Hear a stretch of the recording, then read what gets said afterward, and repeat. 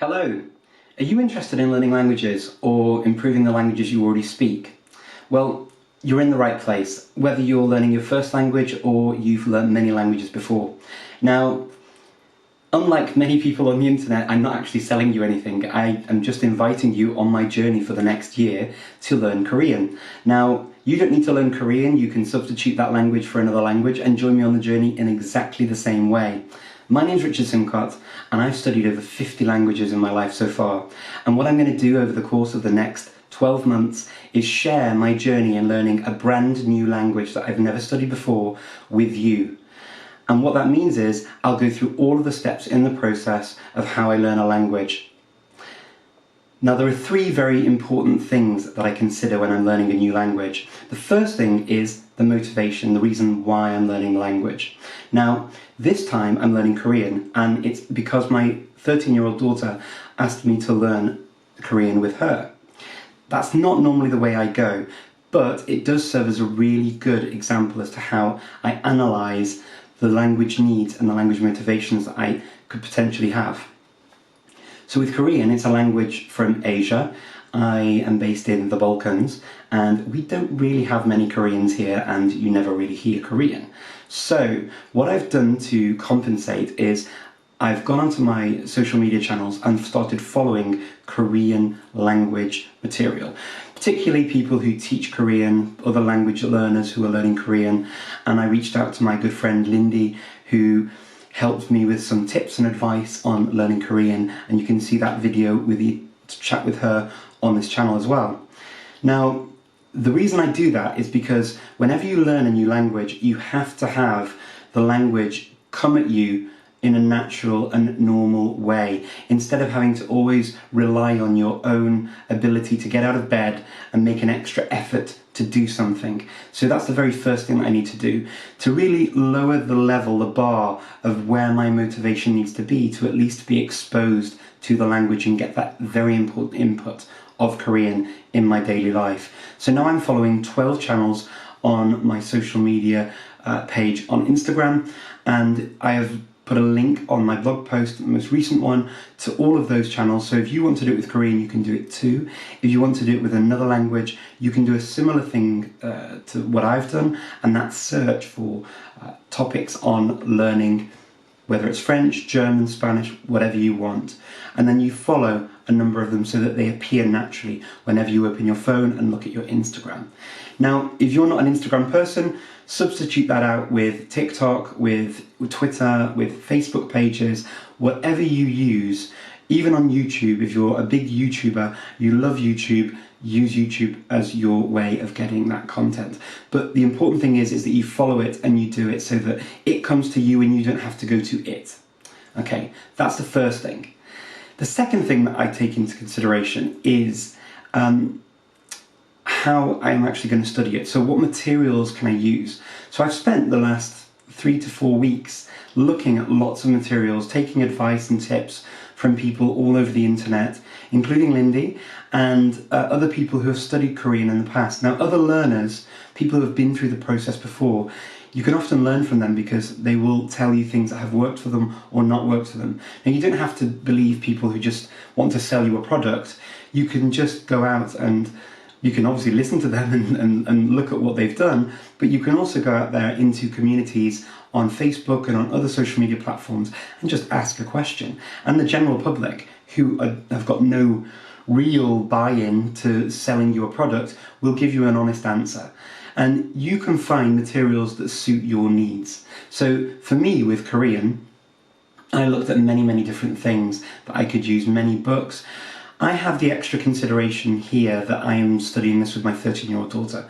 So it needs to be material that's going to be interesting for her, something that she can do also independently, and I can just give her goals along with my own goals to do. And we've decided that we're going to use Talk to Me in Korean, which has a very structured plan of how you learn, and that will help us meet our third goal, which is to have a structured plan with goal setting. Now, setting goals is really important because if you say, okay, I want to learn Korean, well, that's a very big goal.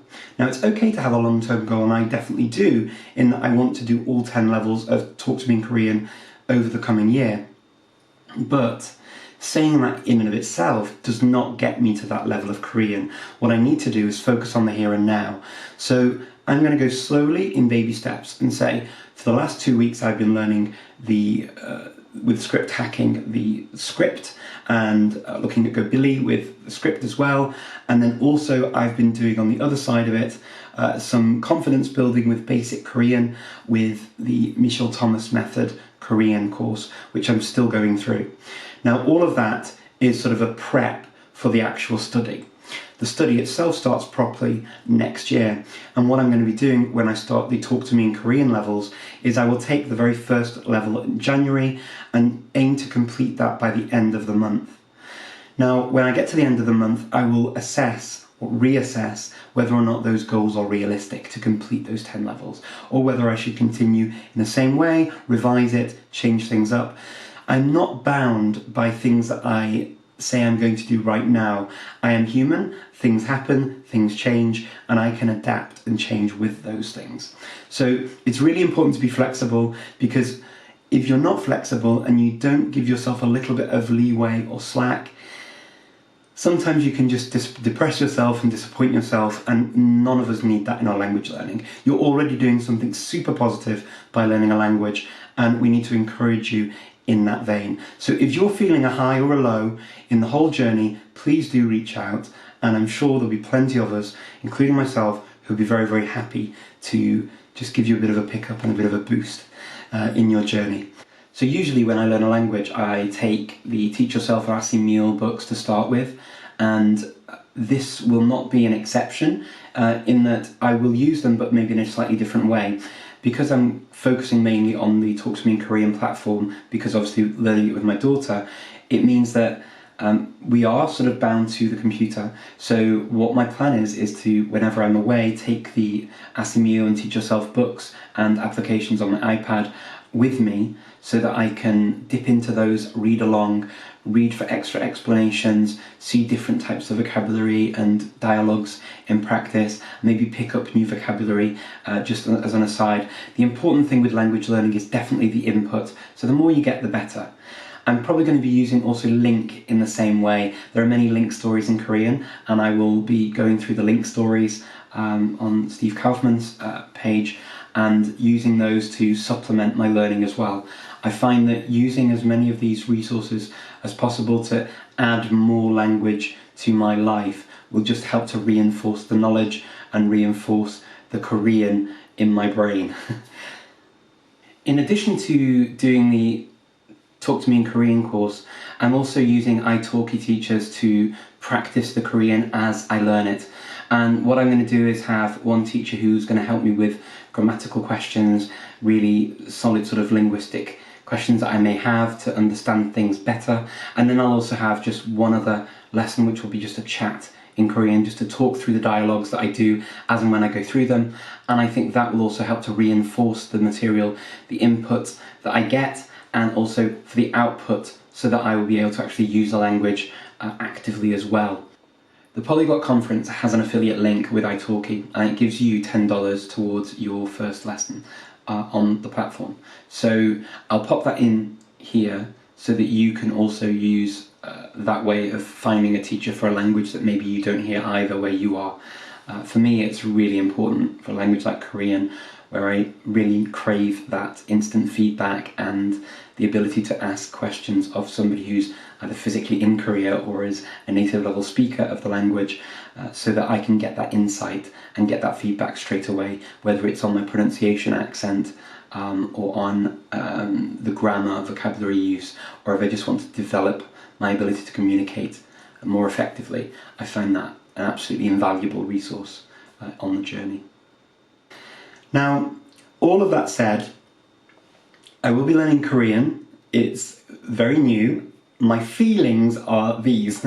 I'm obviously a little bit scared. There's a little bit of sort of nervousness around learning a completely new language. I feel that too. I understand that feeling very, very well.